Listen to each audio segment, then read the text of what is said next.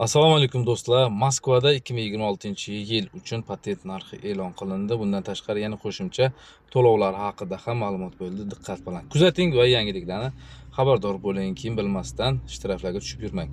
Shahar meri Sergey Sobyanin tegishli qonunni imzoladi. Hozirda 8900 rubl bo'lgan patent endilikda 2026-yil 1-yanvardan 10 000 rublni tashkil qiladi.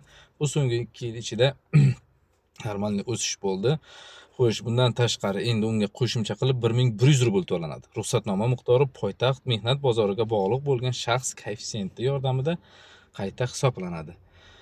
Xo'sh, nima deb o'ylaysiz? Demak, 11 000 rubl to'lanadi.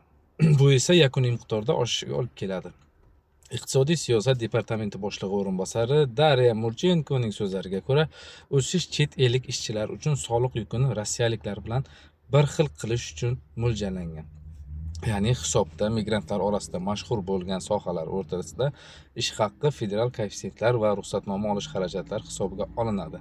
Bundan tashqari 2025-yil yanvar oyidan boshlab Rossiya migrantlar uchun qo'shimcha to'lovlar joriy etiladi. Ular endi yashash joyiga ro'yxatdan o'tish uchun 500 rubl ishi hozir ham bor. Sentyabrdan yashash muddatini uzaytirish uchun esa 1000 rubl, patent yoki patentni yangilash uchun 4200 rubl qo'shimcha to'lov bo'ladi. Bundan tashqari ish ruxsatnomasining dublikatini olish uchun esa 2100 rubl qo'shimcha to'lov to'laydi. Ichki ishlar vazirligi ma'lumotiga ko'ra, o'tgan yil Rossiyada taxminan 2 million patent berilgan. Eng ko'p patent Moskvada 563 mingta, Moskva viloyatida 378 mingta, Sankt-Peterburgda esa Leningrad viloyatlarida 241 mingta patent berilgan. Mutaxassislarning ta'kidlashicha, bu o'sish migrantlarga ayniqsa yetkazib berish, xizmat ko'rsatish, ya'ni kuryerlik ishlaydiganlar uchun xarajatlarni oshiradi. Biroq rasmiylar bu soliq yukini tenglashtirishga va shahar byudjetini to'ldirishga yordam beradi deb hisobladi va xullas ko'tarib qo'yaverdilar bizga. Demak, agar migrant patentini o'z vaqtida to'lamasa, u avtomatik ravishda bekor qilinadi, ya'ni kuyadi. Shundan so'ng shaxs ishlash huquqidan mahrum bo'ladi va jarimaga tortilishi va mamlakatdan deportatsiya qilib chiqarib yuborilishi ham mumkin. Birdaniga shuncha bo'lib ketdi. Oz emas.